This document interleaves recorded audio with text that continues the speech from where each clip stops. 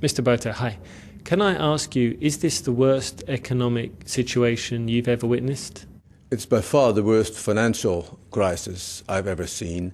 And by the time this recession is over, I think we look back and decide it was the deepest and the longest recession since World War II. You say there's going to be no depression, but if we look at the figures, I think for Japan, its GDP was down 8.5% this year, and certainly in the fourth quarter of last year. And Germany is predicted this year to contract by about 6.5% GDP. Surely these are bad times for certain countries in Asia and Europe?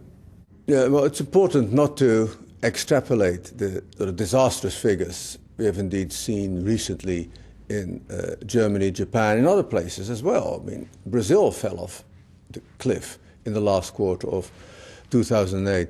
These are all countries that have very large, relative to the size of the economy, manufacturing sectors, and they had the world's biggest inventory cycle. And people just slashed inventories. And that is bad when it happens, but the good news is that once the inventories are gone, you can't make them go twice. There's a natural floor under the stock of inventories. Once they hit zero, they can't go any lower.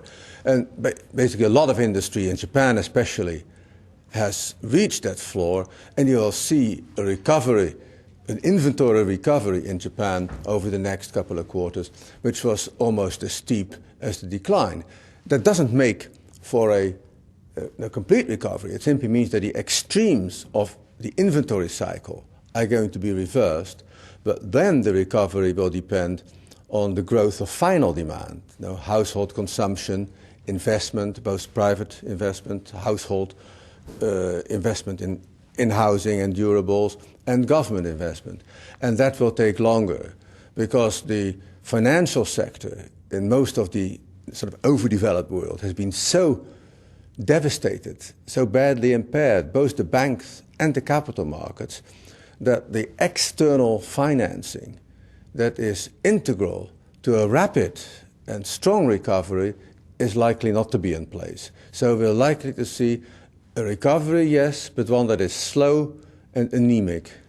And this slow and anemic recovery will last until 2011, 2012?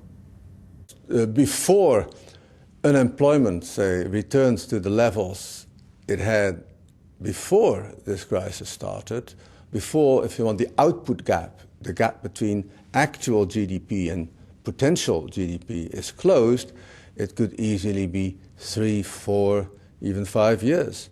So we were growing, but we're likely to be growing at a rate that is below the growth rate of potential output. And so the gap, the output gap, will be rising even as output is growing, and unemployment may well be rising for years. So if there's this output gap, what does that mean for GDP growth? Can you give us your best case estimates? Well, it depends which part of the world you're looking at. The world as a whole is likely to grow at a rate between 2 and 3% for 2009-10, which is below the growth rate of world potential. So we're going to see a strong recovery there. We'll still have not a recession, but it's called the growth recession, right? You grow below potential. But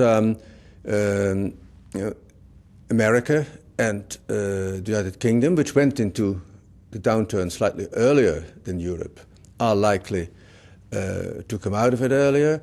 In continental Europe, the Eurozone especially, the cleaning up of the mess on the balance sheets of the banks hasn't really started yet.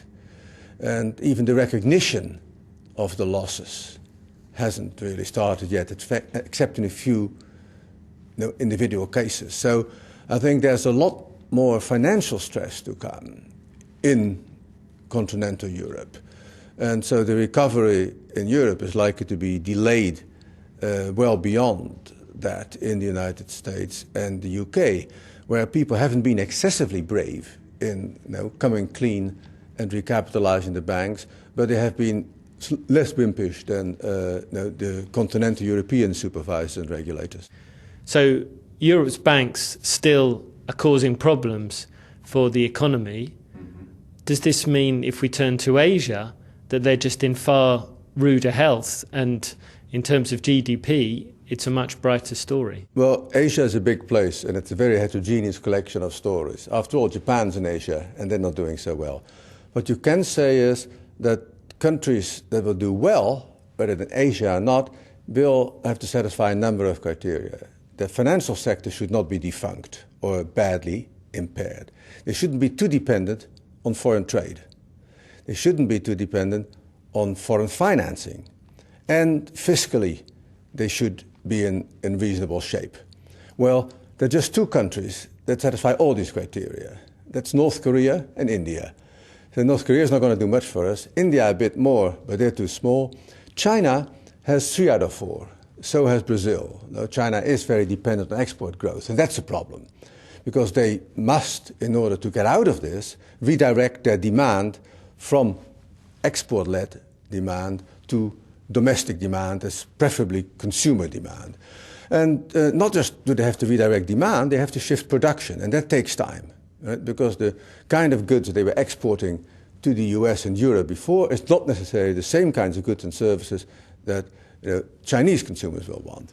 Can they do it at a speed that is appropriate to working off their bit of the global downturn and helping us in the process?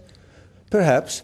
The prospects are certainly better. There is evidence, I think, supporting data that growth is picking up again in China and a number of other Asian countries, but by no means everywhere. But India, again, perhaps is it an investment case? It is not dependent on external funding. It is really not dependent on external growth. And they are not in fiscal great shape, but they have enough domestic elbow room to boost demand. So those are the kind of countries, then you add them all together. China, India, Brazil, a few other places like that. You don't quite have a locomotive pulling the world economy, but you have the beginning of the little engine that could. You talked about the environment. Can you say some more in respect to India and China? Yeah, I mean, these days when you talk about the environment, people immediately think global warming and emissions of greenhouse gases. And I think there, China and India are becoming very much central to a solution of the problem. China has now become, in terms of the flow contribution of greenhouse gases, the biggest global polluter, having overtaken the United States. Of course, in terms of cumulative contributions over the ages, America is still well ahead, and Europe. But in terms of new contributions, it's the emerging economies that are doing most of the damage. But that is sort of a global problem. If you just look at problems that affect only the region, China and India are going to have massive, and if it's not managed well, possibly disastrous scarcities of fresh and clean water, that's the one, fertile, usable soil, and indeed clean air.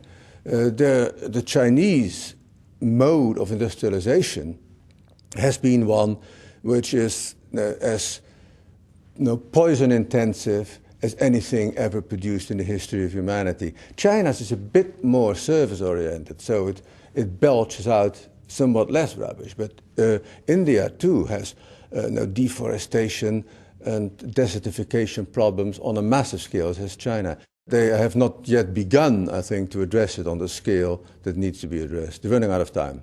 In addressing that problem, do you foresee resource wars? People fighting over water? Well, I think that most wars, yes, starting now, are likely to be fought over water rather than over oil or gas, yes. It's going to be the scarce and conflict-driving commodity of this century. OWEC, the not yet existing organization of water exporting countries, will be more powerful than OPEC in 20 years.